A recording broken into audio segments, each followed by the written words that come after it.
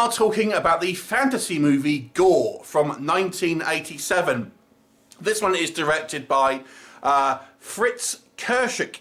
And this one stars Oliver Reed, and we've got Urbano, Barberini, I probably pronounced that wrong, probably be most notable from 1985's Demons, Rebecca Ferrati. Jack Palance is also credited here. He really only is in a very small segment in the end of the movie that sets up the sequel, Outlaw of GOR. So the story here is kind of a John Carter from Mars style story, really, if you're not familiar. It's actually based on a series of novels. And we have this this professor, basically, a college professor, who has this kind of mysterious ring that was given to him by a family member. And one day he has a car crash and he's magically transported to the world of GOR. Or is he, or is he just kind of like, you know, having some kind of mental issues because he's been in a car crash?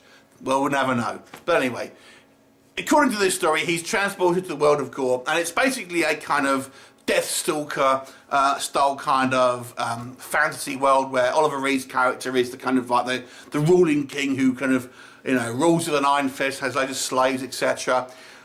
He basically hooks up with our protagonist hooks up with this kind of a band of rebels, of which Rebecca Ferrati's character is one, the potential love interest, their kind of warrior woman. And they kind of want to ultimately get free the prisoners from the Oliver Reed's kingdom and recover this kind of particular stone, which is the kind of like the heart of their particular tribe or something, and is potentially the way for him to get back to his own world. Why would he want to? You never know. But anyway, so they do, and that's basically the movie. It's kind of ultimately them trying to sneak into this kind of this particular fortress. The actual plot, when it's all said and done, is actually pretty slim pickings, because it's just that. There's no real kind of twists and turns, really. It's just very, very kind of straightforward. So what do we think about GOR?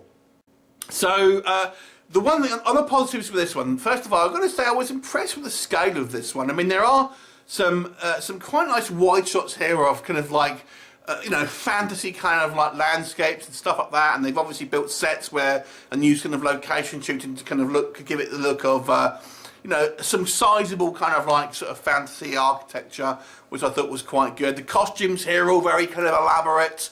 You know, Oliver Reed, I think he does quite a fun job. He's not on screen loads, to be fair, Oliver Reed, but you know, he's always wearing these kind of like very kind of fanciful you know, costumes, and he's kind of an odd character.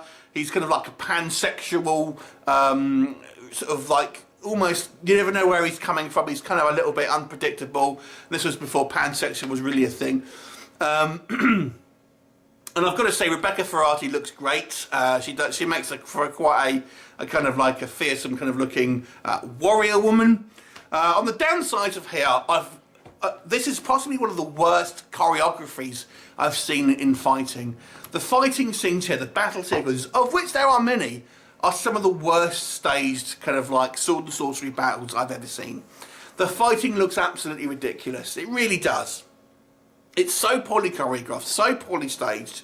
I mean, we have our kind of main protagonist, Tarl Cabot, I think his name is. You know, he ends up killing, when he first comes to this planet, he accidentally kills 2 people, which just looks stupid. I mean, it's just, we have this kind of like, literally a couple of minute montage where he's training, and bam, he's a warrior ready to take on trained soldiers and stuff like that. And this all happens in the space of a few minutes and things like that, just a little bit of training. Very, very silly. We're not watching these movies for realism. Let's kind of be real here, but nonetheless, it's just a little bit silly. Like I said, the plot is surprisingly lean. There's really not much to this. Characters are very, very kind of thinly stretched out. I mean, there's just nothing to them really. I've got to say, I think Urbano Barberini's somewhat miscast here as an Italian actor.